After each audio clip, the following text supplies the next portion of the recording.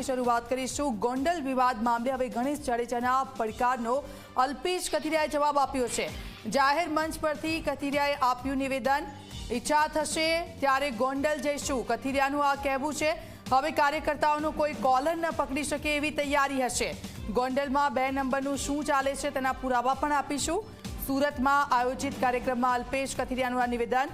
મહત્વનું છે કે અલ્પેશ કથિરિયાએ ગોંડલની મુલાકાત લીધી ત્યારે તેમનો કાફલો રોકવામાં આવ્યો હતો, ગાડીમાં તોડફોડ થઈ હતી અને જે બાદ તેમણે ગોંડલનો પ્રવાસ ટૂંકાવ્યો હતો અને આ ઘટના બાદ ગણેશ જાડેજાએ અલ્પેશ કથિરિયા પર નિવેદન આપ્યું હતું, જેનો કથિરિયાએ જવાબ આપ્યો છે।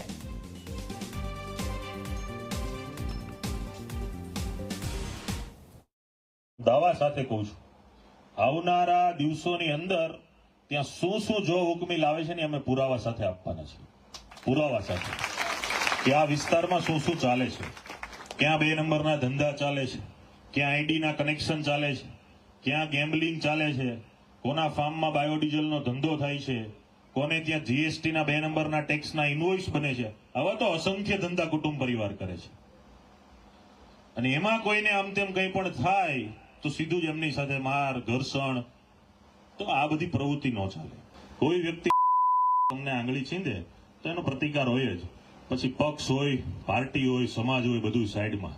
સૌરાષ્ટ્રમાં કહેવત છે કે તમારા માને કોઈ પડકારે કે તમને કોઈ ગાળ આપે એ કોઈ ન ખાય, ગોળી ખાઈ લે।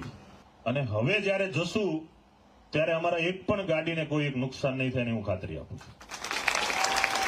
પહેલી વાર હોય તો સ્વાભાવિક છે કે આપણે એમને એ માન સન્માન આપવામાં ઉણા ઉતરે, પણ આપણા તો સંસ્કાર છે, આપણે માન સન્માન આપીએ।